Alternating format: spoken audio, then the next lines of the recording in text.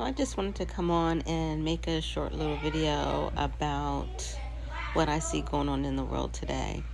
To me, it seems like God is drawing the line in the sand. You are either for him or you're against him. You're either a follower of Christ or you're a follower of Satan.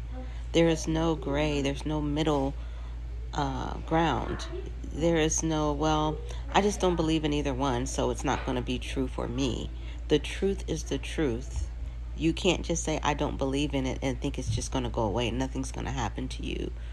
When you pass on from this world, you're going one of two places, heaven or hell. That's it. And everything.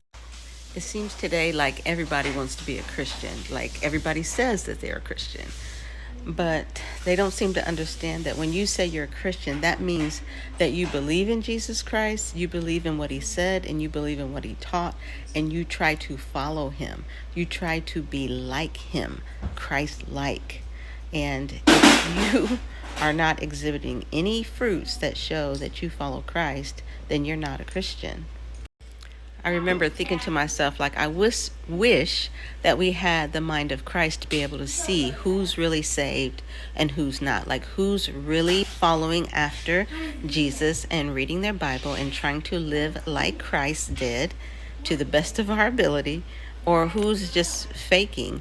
And now it seems like that you can tell if you listen to what a person says and you watch what a person does, you see their fruit, then you can tell exactly which side of the line they're on. So that's what I meant by it's almost like God has drawn a fine line in the sand, and you can tell who's on the Lord's side and who is not. You can tell who's hot and who's cold. You can tell who's a Christian, a someone who is trying to be Christ-like and following Christ, and someone that just likes to say they're a Christian. So the line has been drawn, and no one will be surprised when Christ does return and the rapture happens, and he's going to come and collect all of his children, the ones who believed in him and tried to follow him and tried to learn about him and tried to keep his commandments. Do we even know the 10 Commandments to be able to keep them? So it will be no question in anyone's mind once Jesus returns. We're starting to see already who's on the side of Christ and who is not. Okay, let me correct something real quick. I said that no one will be surprised to find out who's saved and who's not. But what I meant by that is it will be a surprise when the rapture happens, because no one knows, which means you will be surprised when that day finally comes, and it will come, and I think it's coming soon. How long is soon? Who knows but Christ. But the reality is the way that things are in the world today, where evil is called good and good is called evil, and men will be lovers of themselves, and they will be disrespectful to authority and to their parents. All of that we see is happening in the world today.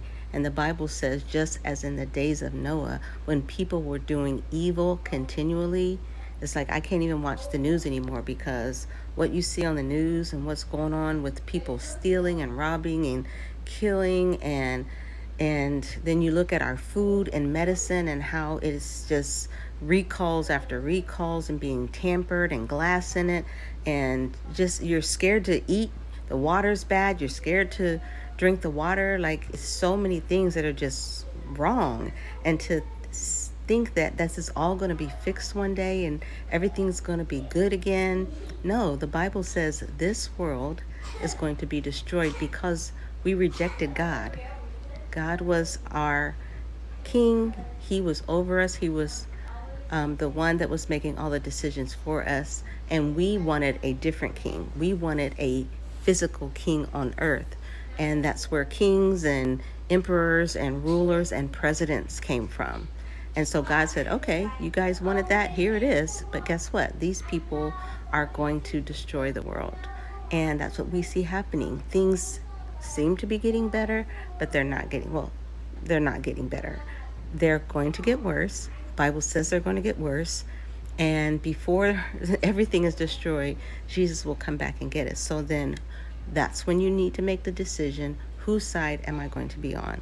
Because this life is going to come to an end at some point, either before the rapture, if you live long enough, or you may live 80, 90, 100 years, but if the rapture doesn't happen, at some point you will pass on from this life into the next life. And let me tell you, it's as simple as you close your eyes here and then you open them back up and you're into eternity.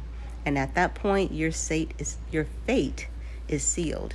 So how you have lived your life, who you chose to make the Lord of your life, is the one that you open your eyes and see. So make sure that your fruit, your Lord, how you dedicate your life and spend your time reflects either Jesus or reflects the father of lies, who is Satan.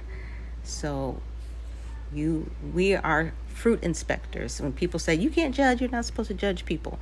The Bible says you will know them by their fruit. So how will you know them by their fruit unless you are watching and observing and listening to people? So one of the reasons why Jesus wants us to watch people's fruit and be fruit inspectors is because if we see that their fruit doesn't resemble anything of Christ, then we're supposed to share the gospel with them. We're supposed to try to help them know Jesus, get to know Jesus, and want to give their life to Jesus, so they will not be left behind and they will not spend eternity absent from God. So that was my spiel for today. I hope and pray that everyone is trying their best to get to know Jesus, get to read the Bible and get to know what your fruit is supposed to be like, because Jesus is coming back very soon. So God bless you.